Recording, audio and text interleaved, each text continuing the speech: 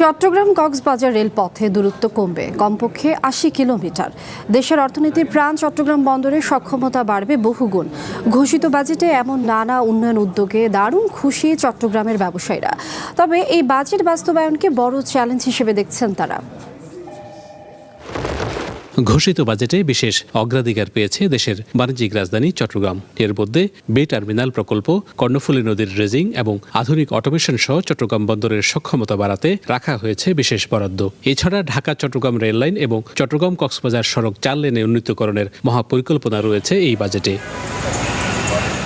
বন্দরনগরীর ব্যবসায়ীরা বলছেন, বৈশ্বিক ও অভ্যন্তরীণ প্রেক্ষাপটে এই বাজেট বাস্তবায়ন বেশ চ্যালেঞ্জিং। তবে চট্টগ্রাম কেন্দ্রিক এই উন্নয়ন পরিকল্পনাগুলো সফলভাবে সম্পন্ন হলে বদলে যাবে দেশের সামগ্রিক অর্থনীতি। ইন্ডাস্ট্রি একাডেমির সঙ্গে লিঙ্কে যেটা সারা পৃথিবীতে আছে, সেটা বাংলাদেশে কখনোই চিন্তা করা হয়নি।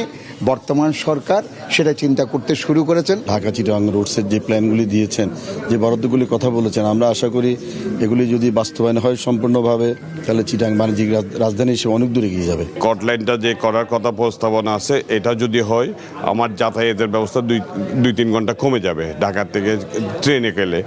বন্ড মার্কেট এবং মিউচুয়াল ফান্ডের উপর এমফাসাইজ করা হবে, যাতে ব্যাংকের উপর থেকে লোন নিয়ে চাপটা কমে। তো এটা আমি মনে করি যে পুঁজিবাজারের উপরে অনেক পজিটিভ একটা ইম্প্যাক্ট ফেলবে।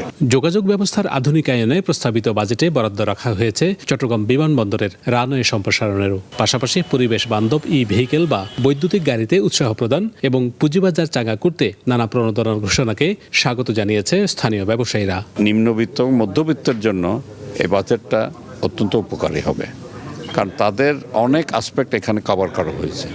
তো সেটা চিন্তা করে আমরা মনে করি যে এদের একটা উন্নয়ন হবে, এবং বিশেষ করে তাদের যে অসুবিধাগুলো এখানে বিবেচনা আনা হয়েছে, এবং এই যে বিভিন্ন কার্ডগুলো দেওয়া হচ্ছে, যে ফ্যামিলি কার্ড, কৃষক কার্ড, জেলে কার্ড, এগুলো সমাজে একটা ইম্প্যাক্ট ক্রিয়েট করবে। বাজেট পর্যালোচনা শেষে চট্টগ্রামের ব্যবসায়ী নেতারা মনে করেন, শুধু ভৌত অবকাঠামোই নয়, সামাজিক নিরাপত্তা সুরক্ষার ক্ষেত্রেও এই প্রস্তাবিত বাজেট ইতিবাচক ভূমিকা রাখবে। তবে এর সুফল পেতে সঠিক সময়ে শতভাগ বাস্তবায়ন নিশ্চিত করার তাগিদ তাদের। Shahnaz Riton, One News, Chittagong.